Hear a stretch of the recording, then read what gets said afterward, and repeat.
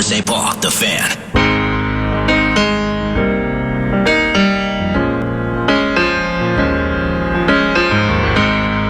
Bad producer, as the kids would say, trying to get me all up in my feelings today on the Fan. This was on the KFAN text request line. Really? Yeah, it said Nordo play Easy by the Commodores. PA will love that one. Yeah, for sure. Whomever sent the text.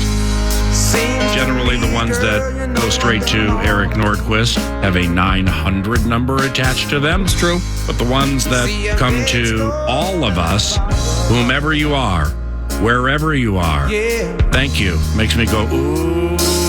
Why I'm easy.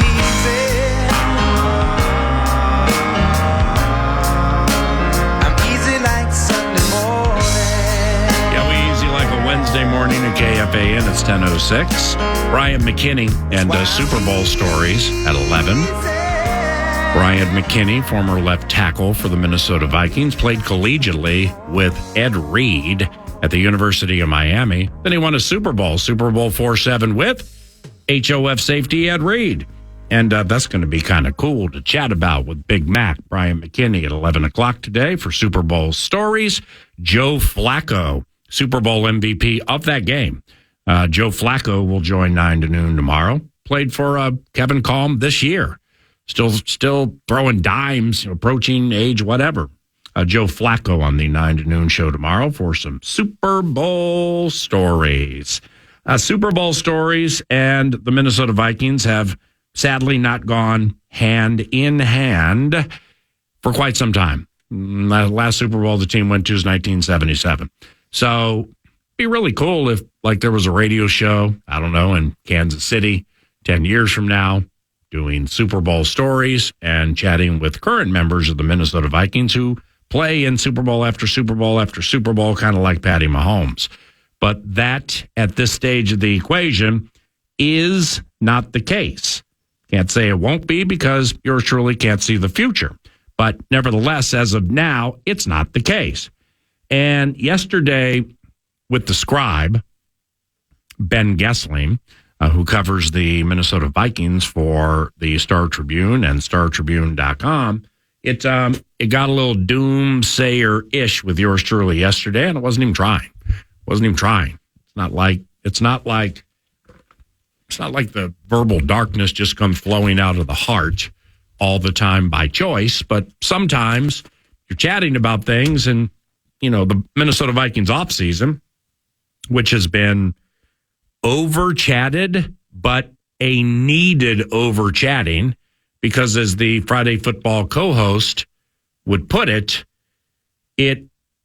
this could be the most significant and important and instrumental offseason in the history of Minnesota Vikings football ever. PA and church. And then I'm like, I know, right? And then Nordo's like, Riz. I know, right? So it's whether it's Cousins coming back to the team, talked about it, have thoughts on it, holding on to some thoughts for the combine, because that's when the whole thing gets hot. That's when the metaphorical cooktop goes up to 9. With a lot of different things, with a lot of different teams, but specifically with our favorite team, where, like last night at dinner, man, I ran into a member of the Minnesota Vikings, and I'm like, what's the long play for 2024? And the individual said, I want to win, man. That's all I care about. And I'm like, I'm with you. So, Cousins and the redo, Danielle and the redo, Jefferson and this is weird, and I'm not casting an affront, but it kind of hit me yesterday like, why isn't Justin Jefferson signed right now? It's kind of weird that you're heading into all of this into the final year of a deal. Okay, I know the super special franchise tag is available, maybe even for 2 years, but certainly 1, and it's a fat number, but who cares? He's Justin. But then I'm like, why even deal with that? Loserville sounds better in FM. But constituents know markedly more about it than me, and that's not anything about which to deal at this moment, because he's under contract by everything that is purple and gold. So there were some veteran talkers yesterday about, redoing deals with these individuals. We have chatted like many others, locally speaking, at least at this radio station. You got the 11. The way I put it was, been around the facility quite some time through myriad coaching staffs. And I know at all facilities everywhere in the history of facilities in the National Football League, you hear a lot of the same things. Year after year after year after year after year. Maybe it's a self-motivational tool, and if it is, that's fine. But it's like we're picking 11. This, we ain't going to be picking 11th anytime soon. Loserville sounds better in FM. That's the last time we're going to be picking around 10. Loserville sounds better in FM. Somebody's like... I know, right? And then somebody's like, what about this trade? Winnersville sounds better in FM. Okay. Well, that could be the case, too. So with 11, what you going to do? You're going to shoot way up and find yourself a quarterback and orchestrate a deal with a couple of teams in Washington and New England who... Well, quite honestly, they most likely will have no interest in trading. So you got to consider that. So there are those scenarios we've talked out. But like yesterday, I mean, the scribe was chatting with Mad Producer, and then I'm like, well, I think there's an underplayed Minnesota Vikings offseason angle here. And this is not your I'm predicting the future and it depends on whose ox is being gored. Oh, leader, the fan, and KFAN.com. 9 to noon. It ain't that. It's just doing what you would, what it's providing what you would expect, A, from yours truly, and B, from this time slot. Journalistic integrity. I always love that one. Taking a look at all sides of the story. I always love that one. Taking off the purple-colored shades. I always love that one. Underplayed Vikings off-season angle. If you missed it, and there it is. What if the Minnesota Vikings do not re-sign Kirk Cousins or Danielle Hunter? They take the 11. Just look at all the quarterbacks and wide receivers. We ain't going to be picking around 11 anytime soon, boys, so you dig deep. I always love that one. What if they don't re-up with the veterans and they take 11 and move back to get more picks and then potentially get sniped on the quarterback they want late first, early second round? Just kidding with the last part, kind of. But what if they take that 11 and it's like, I mean, if you tell me right now, if there is a prophet from the gridiron gospel who can see the future and the prophecy comes true, and said prophets, say from the book of Tagliabue, can prove to me that Washington and New England have no interest in trading 2 or 3 because, hey, in a shocking development, they also want a quarterback. Super Bowl stories. Okay, I would understand that, and I would believe it in prophetic fashion. That ain't going to surprise yours truly. So the other part of it is, like another part of it, if they don't bring back Kirk and or trade up for one of the ballyhooed 3, what does Justin Jefferson think about that? Do they care what Justin Jefferson thinks about that? Do they get players involved when it comes to, Kirk, you're smart. Got the briefcase, the attaché case. You got big ideas. What do you think it would take to make this team better? JJ, what do you think about this to make the team better? This trade, this quarterback end of 1, early 2, this quarterback late 2. Maybe it's a Friday pick, maybe it's a Saturday pick. But what do you think of this quarterback? That doesn't happen as frequently as some may think it does, but that doesn't mean it shouldn't happen. But I mean, at last check with Justin Jefferson, he was in Africa on a safari, or he's doing something in Africa, and I don't know if he's back yet, but he was over there just last week. Now, Cuzbuzz was here yesterday, for we saw him on social media sitting behind the Michigan State bench. Kirk Cousins was in town yesterday, which means he probably was at the facility. Probably just some Achilles checkup, just like squeeze the Achilles. Hey, Tyler Williams, the head of sports performance or vice president of everything that involves sports performing. Go on and squeeze that Achilles. Let's see how far along we are. Maybe it was that. Maybe. I don't know. Well, there was a great video I'm sure you saw it too on Twitter, where Goldie Gopher, because he's at the Gophers Hoops game last night watching his alma mater. It's his host team. He's got the Michigan, he's got Sparty on his sweatshirt, all of that. And Goldie's trying to give him a Gophers jersey. Yeah. And it's classic Kirk, just as polite and as bashful and as shy as he is in a lot of cases. He takes it and he's clapping and he's smiling. And at one point he's like, if I start doing the skull clap, will this interaction end? And then he just starts doing the skull clap. Oh, yeah. Oh, wow. Oh, yeah. And he got it to end? I think he got it to end. He's brilliant. I mean, just off that quick twitch piece of Audible-related knowledge, how could you not want him your quarterback for the next 5 years? Think of the reaction skills that you just shared. It's improvisation at its finest, really. That's what I've heard. Yes! Yes! Yes! What if Cousins Day went like this yesterday? Rolled into Twin Cities Orthopedics Performance Center. Training group squeezes the Achilles. It hurts. Tries to sit down with KOC and map out the 2024 plan. Door closed. Goes to Williams. Sparty dead. You like that? You like that? What if his day was like that? See, you have me thinking about this, and I hate to bring you off track here. I'm not. I'm on track. If you're gonna make, if you're gonna make JJ the highest paid non-quarterback, I think part of that is inherently whether you like it to or not, and all these guys, 53-man rosters, coaching staff, hierarchy, all of this. You have to have him on board with your decision at QB. If you're going to make the highest paid non-QB in the league, right, the face of your franchise, right, you are doing that because he's such a great person, by the way. The on-field stuff is an A topic in performance, but the B topic for this would be the human that he is. He is going to be a pillar in your community, and he's going to continue to bring that bright smile and be the guy that kids look up to, dreams are made of, seats are filled, $9 beer nights are fulfilled. Jersey sold. Absolutely. Because of him, you can't just bring him here and bring him that money and then say, oh, by the way, we don't care what you think. And I'm not saying they would vocally sit him down and say, you have no opinion.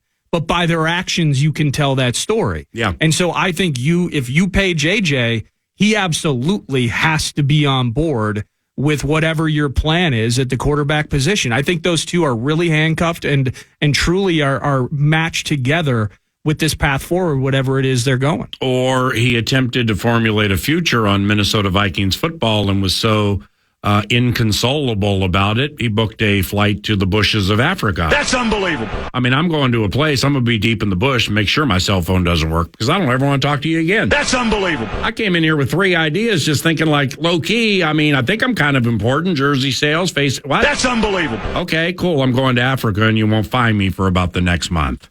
But I do agree with you.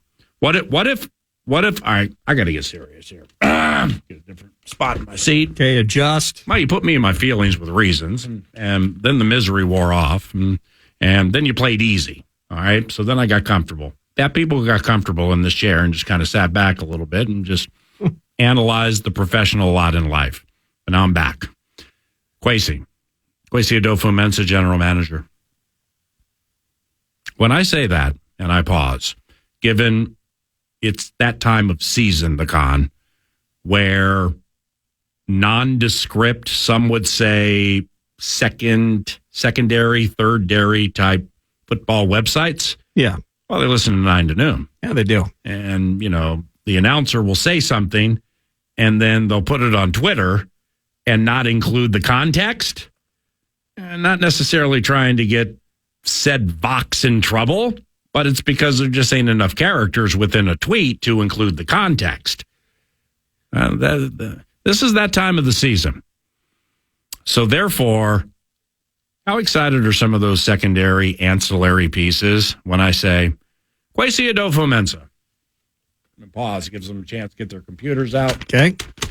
Get all the breadcrumbs and the morsels of the food and everything out between the keys. You know, like some people like to eat when they type. Podcastable free iHeartRadio app. Kwesi.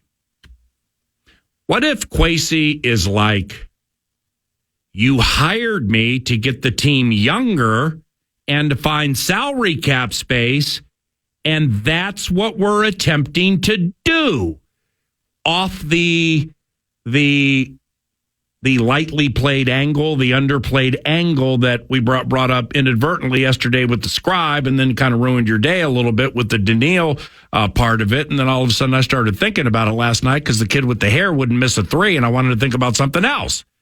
Kwesi. Hit escape, kids. Do yourself some good.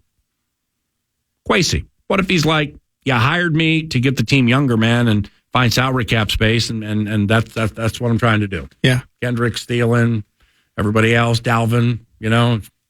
Hey, we got 20. You know, it used to be we were minus 20. Now I got us 20. Yeah, there we go. And, you know, it's we've talked about margin rules and analytics and everything, and, you know, that and this person signed off on it, and these people signed off on it, and when it comes to the percentages and or the probabilities, which do not mesh with the tendencies, but it's the analytics of it, and it's like, all right, let's think this out, boss. All right, man, I'm hired to get the team younger and help us find some salary cap space, amen? And everybody's like, amen. And then he's like, all right, 36-year-old quarterback off an injury who requires a ton of cash. Yeah, that fits in perfectly with exactly why you hired me. Yeah. I mean, anybody out there in free agency coming off an ACL probably can get him in a good deal. What a steal of a deal that? I mean, seriously, you asked me why I was running out on the field when DJ Wanham went down. It's because I wanted to strike while the iron was hot. Well, absolutely. I want to get younger. I want to get cap space, and nothing says younger in cap space like 2 years, $90 million. That's wrong, by the way. And 4 void years. And kids out there with the secondary ancillary pieces, I'm going to stop it right there until I feel you're not listening, trying to gravy train thought. And secondly, I have more it's wrong. I'm just telling you it's wrong. No, I'm good with that. I'm telling you it doesn't have to be 90. Let's put it that way. Maybe somebody slid into the DMs of functioning clickability and like rolled with, I think it was Peter King first, like 2 and 90, and then Shooter picked up on it and everything. Hey, 2 and 90 be great. I'm just saying with the quarterback, winning matters most. Okay, so people can be like, yeah, but he's taking these deals all of his career. I understand that. But emphasis on the all of his career. Winning more games than you lose and getting to the Super Bowl matters most to Kirk Cousins. And I dig all that, and I use the 2 and 90 because that's the only number that exists. That's a number people are familiar with. I'm glad you said that because I wanted to shoot it down a little bit today, and I forgot. I'm just saying it does not have to be 2 and 90. Hey, I put it on a tee, you hit it 400. But the thing with me, though, is what I am interested to know is whatever the numbers are. It's what the dollars represent, the quarterback says. And I'm cool with all that. Uh-oh. We got a problem. Well, I just want to know, are we talking guaranteed cash? Are we talking incentive laden based on the health of all that? Like that kind of stuff plays in. And then I mentioned those void years. The situation in terms of pushing money down the road. If you are looking to get younger and you're looking to open up cap space, whatever that dollar amount is, ultimately what that means is that 26, 27, 28, you're going to still be paying for some of that. Yep. And what that whole thing looks like. So I'm still very curious how they can make that work. Use Do Nord in 10 minutes. Sure. Google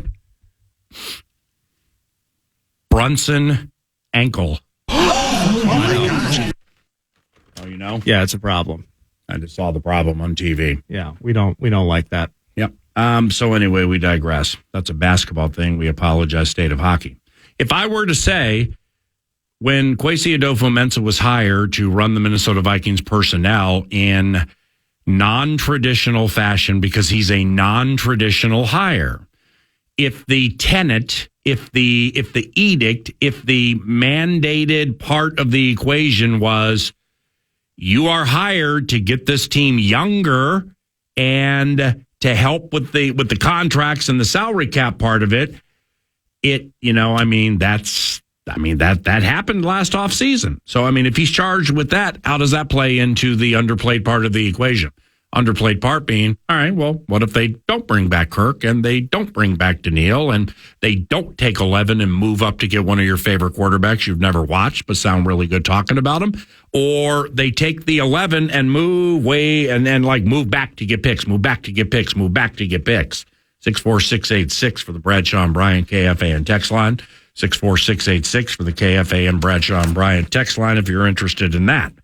See, I'm thinking about this stuff a lot because the what's next plan here for the Minnesota Vikings never has been, in my estimation, so unpredictable. And I'm not a never or ever guy, but I just said never to set up.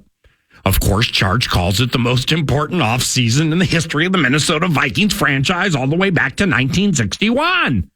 Danielle. What if the Detroit Lions ship all in on free agent Danielle Hunter? Why wouldn't they? Oh, my gosh. Why wouldn't they? Ancillary bits. Steal it now, get it out there and claim it. I mean, why wouldn't they? Defense is their weakness. Hutchinson on one side, 99 problems on the other. That sounds good enough to eat. If they feel Danielle is at his very best when his very best is required, no matter the D&D, as a 4-3 left defensive end, and they have the allocated assets to make it happen, this right here, my friends, could be a major, major problem. If you are of the belief Danielle Hunter is at his very best as a 4-3, 4 down lineman, 4-3 left defensive end, and the way he played the run last year, the best he's ever played it in his career, and the kid, he's got money. I mean, what if they're like, this bookender to Aiden Hutchinson is exactly what we need to get over the hump and win the Super Bowl at MetLife? What about Danielle and the Bears? I mean, they could buy 3 Danielles. They have so much money. Eberflus is like, Mr. Team President, Kevin Warren. How you been? What was Danielle Hunter like when you were in Minnesota? And boss is like, amazing, philanthropic, holds doors for old ladies, runs like the wind. Matthew, go get him. Danielle and Montez Sweat gets them better in a hurry. Oh, and by the way, they only have the 1st and 9th picks in the draft. Is redoing Kirk and Danielle and running it back the right play? As wondered here, do they see it from an analytics scope like 36-year-old quarterback off an injury requiring fat stacks of cash, and we need to clear cap space and get younger, so what the heck's going on up in here? Would fans be accepting of a low-key teardown, even if there are lumps before there is love? The only way that works is if you hit on most of your draft picks.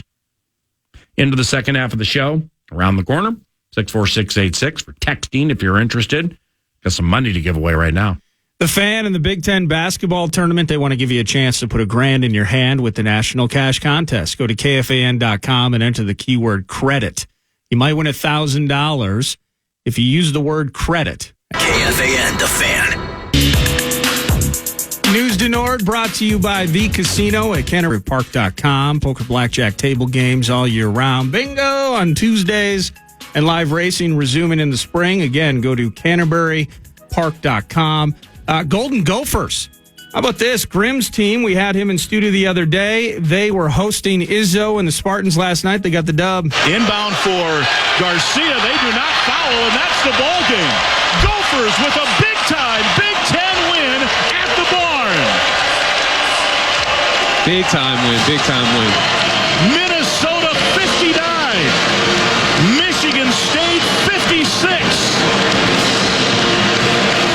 A few of the students trying to trickle out. I don't know if we're going to have a court storm here or not. Well, I don't know about a court storm. Al Nolan, the analyst, missed an opportunity there. Our guy Al's like, big win, big time win. He could have gone Mitch Holtis on it. You doubted us.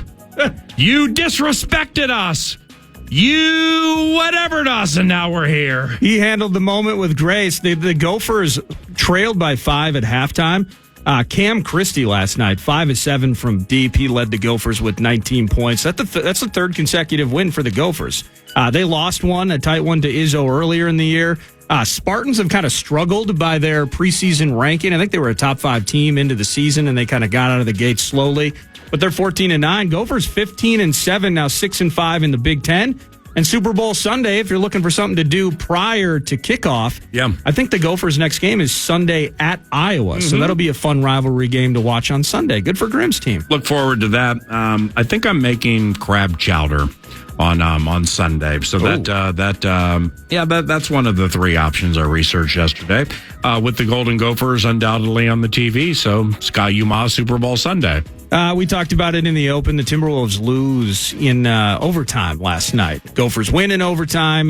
The Wolves lose in overtime. 129-123 is the final. And DeMar DeRozan, he took 18 free throws last night. DeRozan was sweet. Kobe White, we talked about him, 33, most of it in the second half in overtime. Just another situation here that sadly has become a trend, a double-digit. And sometimes we're talking like 15 plus. The Wolves at one point led by 20 plus. They led 9 into the fourth quarter, and they get run by teams. And that's a massive problem. And kind of hitting on it as you have over the last week and a half or so.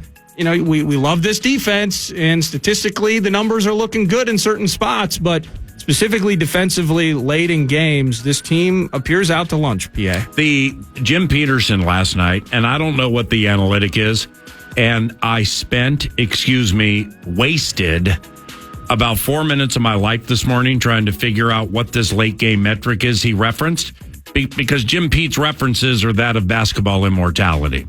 And he was like, over the last month, the team's late game, whatever the metric is, the finishing, the batting average with balls in play, whatever it is. So like the 5-minute clutch time or something like that? I don't even know what that is. I didn't hear him last night. Actually, at age 58, I do know what the 5-minute clutch time is. I always love that one. But we digress. So it's long story longer. There's a metric that just proves and shows the team is withering or wilting at certain points of quarter number 4. Yeah. Last night, we haven't seen anything like last night. All right. Last night was not like Charlotte. Last night was not like Orlando. Last night, it was unbelievable what happened last night. And I'm bit by this team right now, so I'm doing my very best to watch every single play. They're winning by nearly 30. And then I hear Grady at one point be like, the Wolves have been outscored now 71-35 over whatever span of the game. As the kids would say, that ain't it. 71-35 and you're on the wrong side of it at any point of a game ain't it. Now, the metamorphosis of, or the demise of the kid with the hair has been greatly exaggerated. And his game last night typified his career. We're talking about Kobe White, who played at Gabe Henderson's North Carolina for the Heels. 7th overall pick in the 2019 draft. Finch shared Monday. He dug him. He wanted him. He lobbied for him. He didn't get him. And I'm like, good thing, because Kobe White, his first 4 years or whatever of his career, was terrible. Couldn't shoot. Just could not shoot. And the percentages were in the 30s. The assists were down. He never stole it. And he was on the bench. Then Lonzo Ball decided he wanted to not only get hurt, but stay hurt forever. And Kobe White has turned his career around. He's like comeback player or most improved player of the decade with what he's done. First half decade compared to this season. But my man made 7 3-pointers in the second half in overtime last night against a team that has all these super special analytics that prove they're one of the 3 best defense. No, they're not. Okay, against Oklahoma City, they were. But against everybody else in that patch, they're not. That's it. They're not. And because what analytic is there when Jaden McDaniels reaches around Keldon Johnson in San Antonio with a foolish foul? Or Stifle reaches around a bullet, I think it was Alex Caruso, in overtime last night, and ref missed it. Didn't call it, but it was a foul. And then there was a timeout. So that ain't good defense. I ain't saying I'm not saying they're the Washington Generals of defense, but I mean, look at the final score. When you get those suckers overtime or not up there around the 255, 265, 270 range, and you're tied into it, that ain't good. Last thing for you, picture yourself mid-2000s, earlier in your game calling career at Soldier Field, and this came on. Soldier boy, I saw this yesterday on Twitter. JPA football. I don't know if it's accurate, but I'm going to roll with it. Yeah. Bears legendary return man Devin Hester is expected to be inducted into the Hall of Fame at the honors show on Thursday. And in the spirit of Super Bowl stories, they played this when he returned punts. Yeah. But let's go back to the Super Bowl when he led off against the Colts with this. He led the NFC in both kickoff returns and punt returns.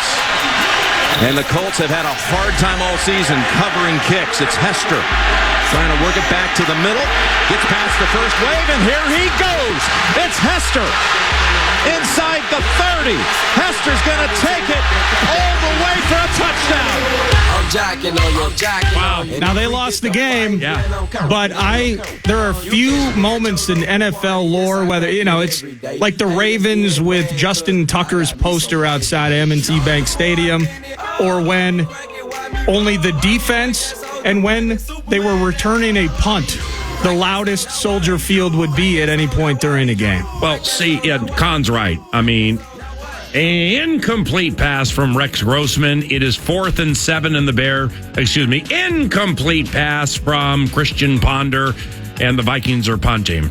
So then there'd be a pause, and that bad boy would come on at Soldier Field. Woo! And everybody would stand up. It was. I'm glad you played that. That was super memorable. Devin, I mean, the Super Bowl that you heard was in Miami. All right, that was the Prince Super Bowl where he provided the greatest halftime show in the history of halftime shows. And you let a cane loose in Miami with a lot of lights on him. I always love that one. That's what you're going to get. Devin Hester, HOF to be. Speaking of HOF, a Hall of Fame voice known as the Vox of all Voxes ever to Vox, Alan Roach. He is the voice of the Super Bowl, so you'll hear him on your TVs and radio this weekend. Let's run down Mile High Roach in the 702 next on KFAN. KFAN, the Fan.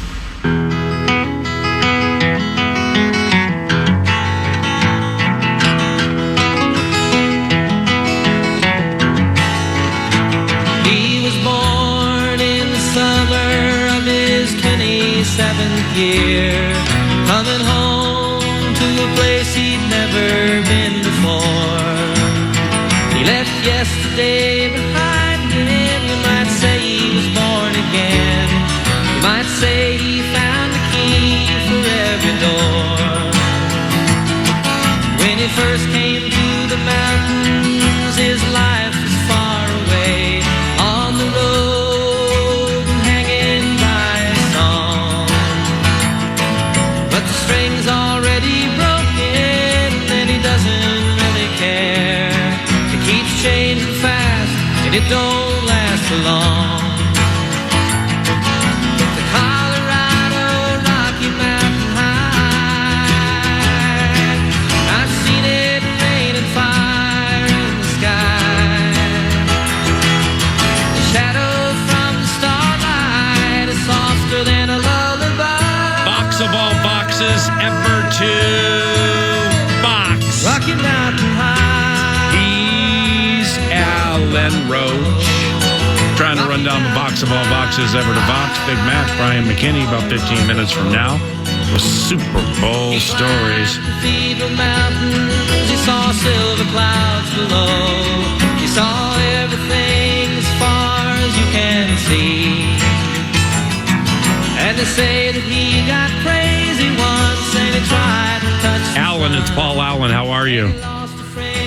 Good morning, PA. Doing great. Can you hear this song in the background? Oh, John Denver. Yeah, John Denver. And the reason I play it is there is a We Are the World documentary on Netflix, and I can't remember the name of it, but like I watched it over the weekend. And my guy Daryl Hall of Daryl Hall and John Oates, he was talking to Stephen Perry, the front man of Journey, and he had one of the great lines I've heard in quite some time. He looked around the room of everybody singing We Are the World, and he said, you know, if a bomb hits this building, John Denver will go to number one. I always love that one.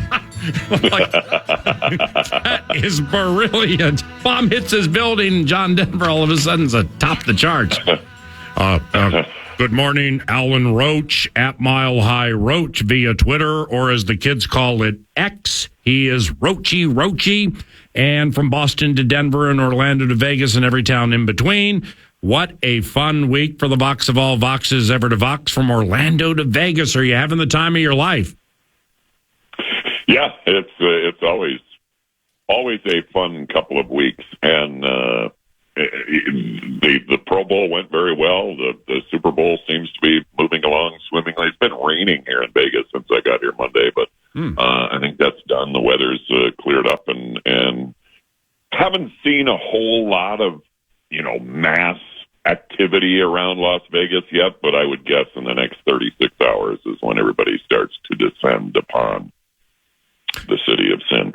Alan Roach, Slayton, Minnesota native, Vox of all Voxes ever to Vox. Yep, that's that voice. Yep, Billy, Johnny, Christy, Susie, Antoine, Tamika. That's that voice you hear at U.S. Bank Stadium or on television or at the Super Bowl.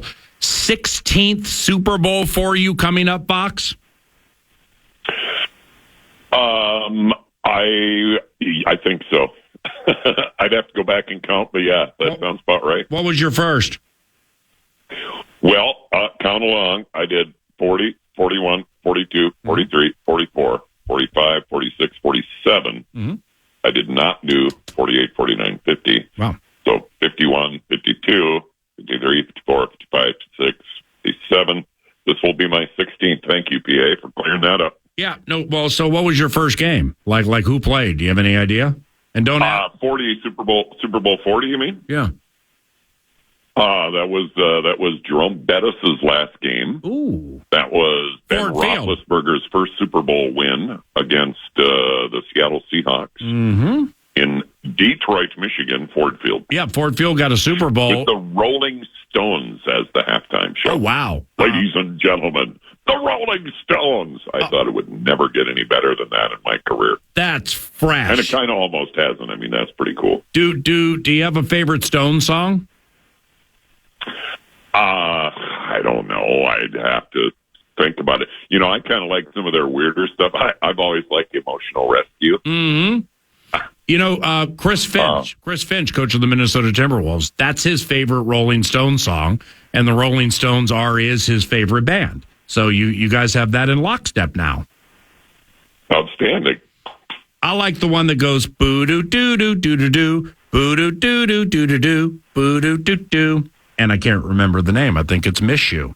In that Super Bowl at Ford Field, the Bettis bit, I think Antoine Randall threw a touchdown pass. Is that accurate? That sounds right. Yep. Antoine Randall, do you watch a lot of college sports, college football, college basketball? I watch more college basketball than football, but do you watch a lot of college football, Vox? I'm passive on both of them. I mean, I watch the tournament usually, and pay attention to college football season, but I'm not studying it. Antoine Randall at Indiana or Cordell Stewart at Colorado. I mean, those are two of the most dynamic college football. I mean, I've never seen anything better. Antoine Randall, man's playing DB, wide receiver, running back, quarterback, punt returner, kick returner. And you called him in a Super Bowl like you will be calling players this weekend.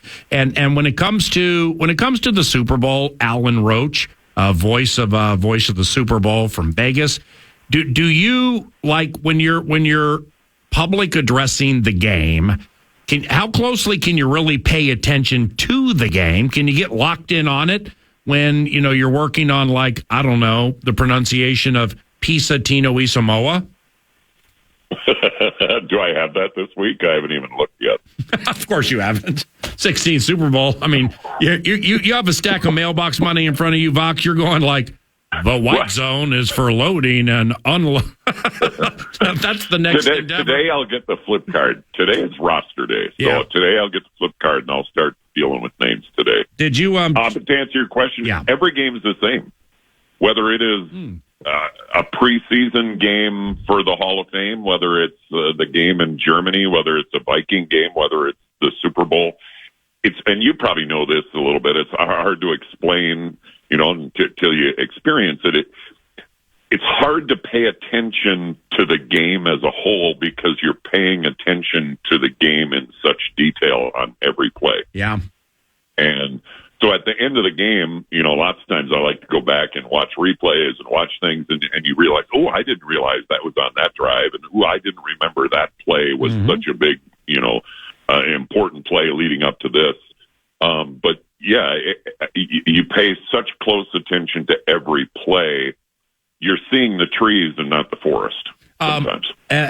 How about Zach Parise with your beloved Avs? Now Alan is the voice of Ball Arena with the Colorado Avalanche, and now you got Zach Parise in your mix when you get back home, Box. I know. How about that? That was a pretty nice signing. And the Avalanche, like I told you earlier in the season, I mean they look like they can just flip a switch. I mean, there's a 7-minute stretch in every game, especially at Ball Arena at home, where the opposition looks at each other and is like, well, what the hell do we do? They just scored 3 goals in 7 minutes. What do you want me to do? And I think the Avalanche are, going to be there at the end, be there in the Final Four anyway. You, while in 702 town, have you shot any dice? Maybe played a little roulette? What you doing out there for fun? Strictly forbidden by NFL regulations. There will be no gambling by any NFL employee of any kind while you are here on the NFL dollar. Even the $10.99 mailbox money can't throw the dice in the air and wave their arms like they just don't care? Apparently not. Yep, I understand that. I sat through a Zoom session where I was told all the bad things that would happen to me. Yeah, that sounds super exciting. The game itself, who do you like and why in closing? Chiefs or Niners, and why? Chiefs, because that's what they do is win Super Bowls. Andy Reid, off a bye, 30-7. I mean, including postseason, he wins 81% of his games off a bye. And the last time Mahomes hooked the Niners, went for 423-3 a couple of years ago. Man, it's tough to pick against the Chiefs. It's never this easy, but lots of times when you boil down games, you get to which team has the best quarterback. Quarterback's the most important position in the game. Who has the best quarterback? I'm not sure that Brock Purdy is even in the level just below Patrick Mahomes. Right. There may be a level or two in between them. You know who's coming up 5 minutes from now, 9 to noon, with Super Bowl stories? I did hear Bryant McKinney. Oh, you looked at my... Ladies and gentlemen, number 74, Bryant McKinney. That wasn't a bad Vox of all Vox ever to Vox, was it? That was outstanding. That was before my day. That was when I would just sit on my couch and pretend that one day I'll be the announcer of the Vikings. That's cool, man. Cool. Then maybe you can give me one of those, like that MLB mailbox money thing, okay? Hey, have fun at the Super Bowl. We'll be watching and listening, Mr. Alan Roach. And, all right, I got to get out of here in 3-2. So I'll call you soon, okay? My pleasure to be on. Thank you very much for having me, PA. Look forward to the Super Bowl. Appreciate you, brother. That's Alan Roach, the voice of U.S. Bank Stadium, and Super Bowl 58 coming up in 2 days. And around the corner, Bryant McKinney, former Vikings tackle with Super Bowl stories.